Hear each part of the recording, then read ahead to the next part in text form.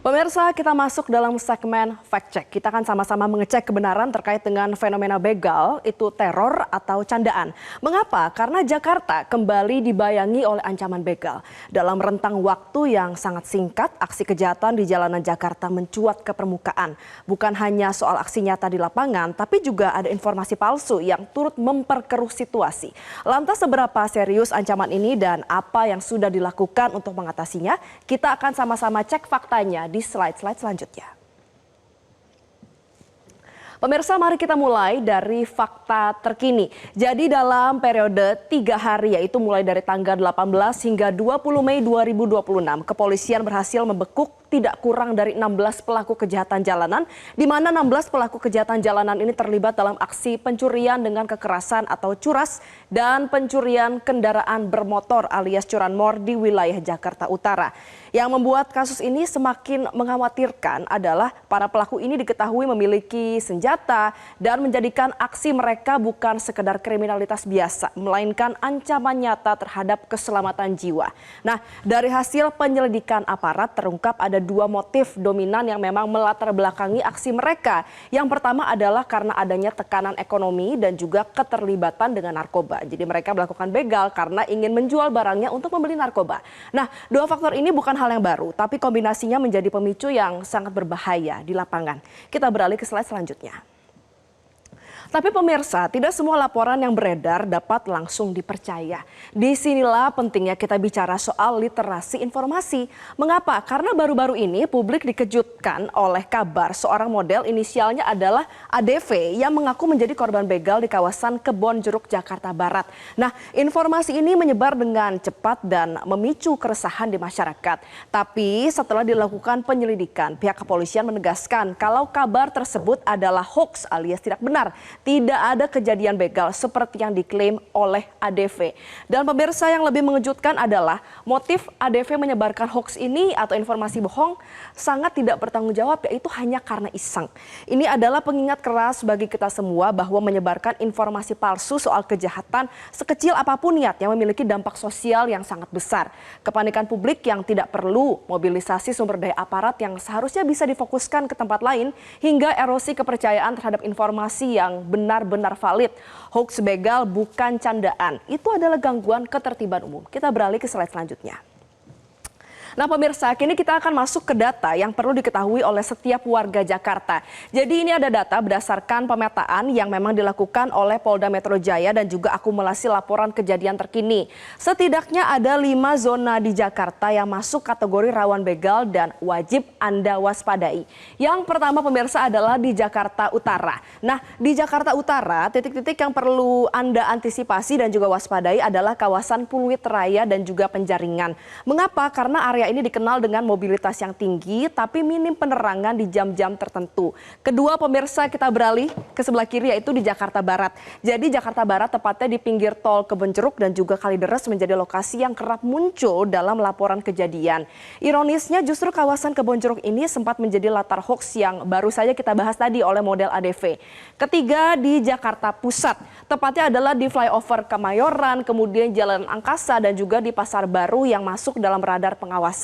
Mengapa? Karena ada infrastruktur yang ramai di siang hari ternyata belum tentu sama tingkat keamanannya di malam hari. Lalu yang keempat di Jakarta Selatan, yaitu di kawasan Senayan dan juga Satrio yang ternyata tidak luput dari catatan. Meski kawasan ini identik ya dengan kawasan bisnis dan juga komersil, tapi konsentrasi orang dan kendaraan menjadi daya tarik bagi pelaku kejahatan. Dan yang terakhir pemirsa adalah Jakarta Timur. Nah di Jakarta Timur ini wilayah yang perlu diwaspadai adalah Durensawit, kemudian Kalimalang dan juga sekitar Pasar Klender yang menjadi titik yang perlu mendapatkan perhatian serius. Jadi karakteristik kawasan yang padat namun dengan banyak jalur alternatif menjadikannya rentan terhadap aksi kejahatan jalanan. Oleh karena itu pemahaman terhadap peta risiko ini bukan untuk menimbulkan paranoia, melainkan untuk membekali warga dengan kesadaran situasional dan juga proporsional. Kita beralih ke slide selanjutnya. Nah pemirsa, lantas apa yang sudah dan juga sedang dilakukan oleh otoritas setempat? Jadi sejauh ini insiden begal setidaknya mendapatkan 2 respons konkret dari aparat dan juga pemerintah Provinsi Jakarta. Yang pertama, Polda Metro Jaya sudah membentuk tim pemburu begal. Jadi tim pemburu begal ini adalah sebuah unit khusus yang memang ditugaskan untuk mengidentifikasi, memburu dan menindak para pelaku kejahatan jalanan secara aktif.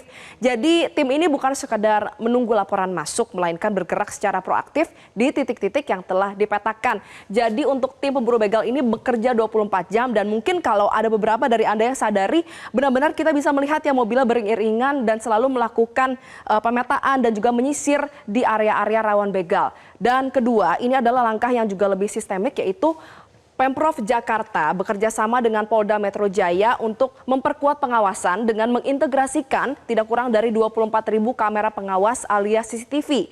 Jaringan pengawasan digital sebesar ini adalah infrastruktur keamanan yang sangat signifikan.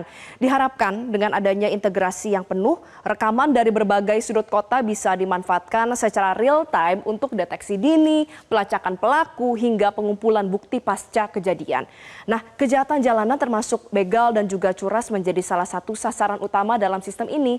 Jadi ini adalah kombinasi pemirsa antara pendekatan manusia dan juga teknologi yang bisa dijalankan konsisten dan berpotensi memberikan efek jera dan menekan angka kejahatan secara terukur. Kita beralih ke slide selanjutnya.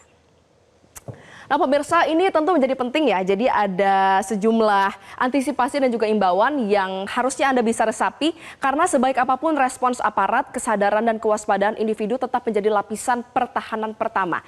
Berikut langkah-langkah antisipasi yang perlu Anda resapi. Yang pertama adalah prioritaskan untuk memilih jalan utama dan ramai. Hindari mengambil jalan tikus atau jalur alternatif yang sepi, terutama di malam hari. 2. Perhatikan waktu perjalanan. Rentang pukul 22 malam hingga 5 pagi adalah periode dengan risiko tertinggi begal. Jika tidak ada keperluan yang mendesak, dimohon untuk tunda perjalanan hingga situasi lebih kondusif dan juga misalnya melakukan perjalanan di periode yang memang lebih ramai, yaitu di pagi hingga sore hari. Yang ketiga, sembunyikan barang berharga Anda. Ponsel, dompet, perhiasan, dan barang elektronik sebaiknya tidak terekspos di ruang publik, terutama saat berada di titik-titik rawan. 4. Jangan berhenti di tempat sepi.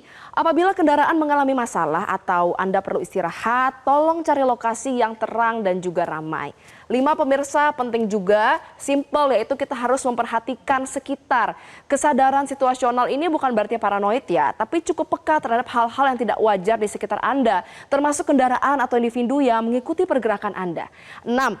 Pergilah bersama teman apabila memungkinkan. Mengapa? Karena pelaku kejahatan ini cenderung menghindari target yang tidak sendirian. Kehadiran orang lain adalah deterensi sederhana, namun pastinya bisa efektif untuk meminimalisir potensi Anda terkena begal. Kita beralih ke slide selanjutnya. Dan pemirsa, kita akan sama-sama baca ya apa yang disampaikan oleh Kapolda Metro Jaya Komjen Pol Asep Edi Soheri meresponi maraknya kasus begal di Jakarta belakangan ini. Jadi Komjen Pol Asep Edi Soheri ini menyatakan, saya sudah memerintahkan kepada jajaran kepolisian Polda Metro Jaya untuk menindak tegas para pelaku kejahatan yang membahayakan jiwa petugas kepolisian. Jangan ragu-ragu untuk melakukan tindakan tegas dan terukur sesuai dengan aturan Perkap nomor 1 tahun 2009. Pernyataan ini bukan sekadar retorika pemirsa, ini adalah sinyal kebijakan yang jelas bahwa toleransi terhadap kejahatan jalanan berisiko tinggi dan tidak akan diberikan hal-hal yang bersifat pengampunan, melainkan akan langsung ditindak secara tegas. Nah pemirsa, fenomena begal di Jakarta bukan sekedar statistik kriminalitas.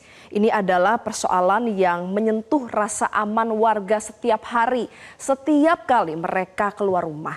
Respons aparat sudah bergerak, teknologi pengawasan juga sudah diintegrasikan, kemudian juga sudah ada instruksi pimpinan yang disampaikan dengan jelas. Tapi pada akhirnya keamanan kota adalah tanggung jawab bersama. Warga yang waspada, aparat yang responsif, dan informasi yang akurat adalah 3 pilar yang tidak bisa berdiri sendiri-sendiri. Jangan mudah percaya hoax, jangan abaikan peringatan, dan jangan lengah di jalan. Jakarta aman adalah Jakarta kita semua. Jelajahi cara baru mendapatkan informasi. Download Metro TV Extend sekarang.